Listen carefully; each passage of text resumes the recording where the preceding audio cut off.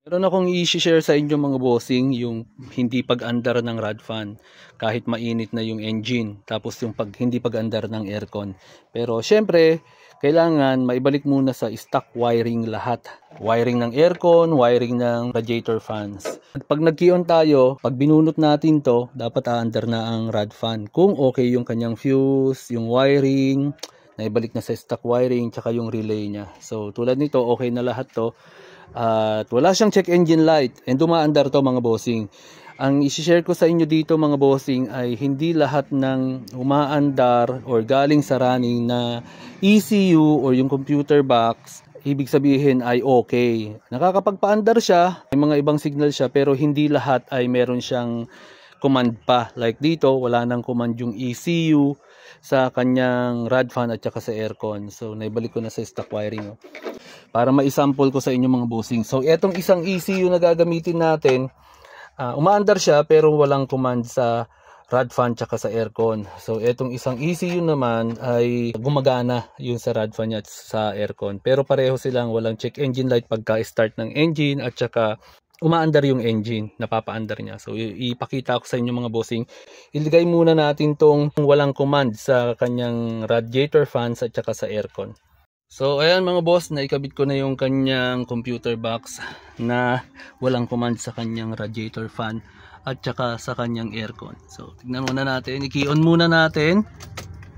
Sa sentra po, pag binunot natin yung socket ng coolant temperature sensor, dapat under na yung rod fan pag sa key-on. May yung sa ibang model naman po, kailangan i-start mo muna yung engine, then bunutin mo yung coolant temperature sensor socket, saka under yung mga rod fans.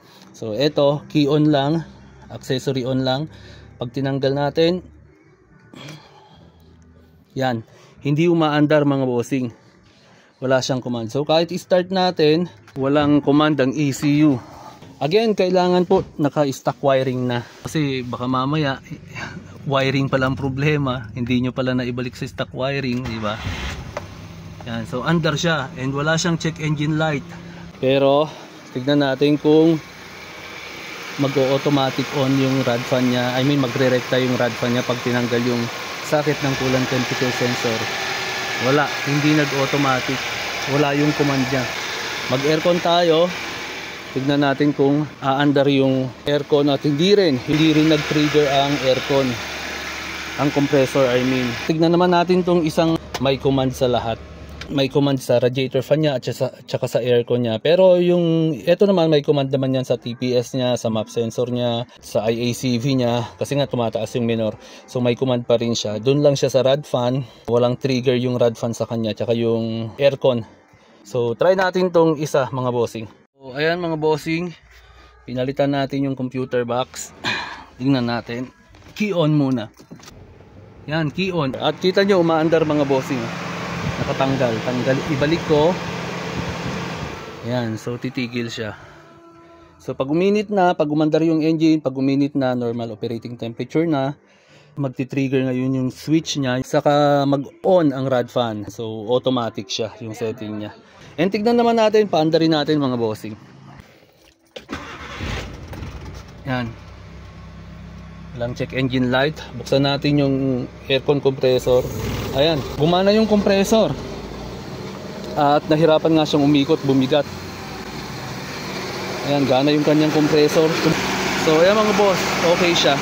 Ayan, pinapakita ko lang po sa inyo ito para malaman ninyo na pwedeng mag-cause ang ECU para hindi mag-on o automatic ang rod fans, tsaka hindi mag-on ang aircon.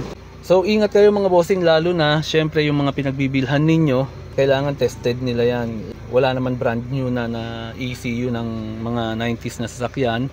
Ewan ko kung may naglalabas pa, kung meron man siguro, napakamahal. So ingat na lang kayo sa bibilhan ninyo. Hindi porket running at walang check engine light, pagka sinalpak nyo yung ECU ay ibig sabihin okay na. So maaring may kulang na command dyan. Minsan ang kulang nga nyan yung sa throttle position sensor at sa IACV, sa mga ganyan. Kaya dapat may usapan kayo nung pagbibilhan ninyo. So hindi porket sinabing galing running ay okay na yung ECU. Again, maaring nakakapagpaandar siya, umaandar ang sasakyan, pero wala na yung ibang command niya. So mas maganda ma-test nyo. So ayan mga bossing, konting kaalaman lang po.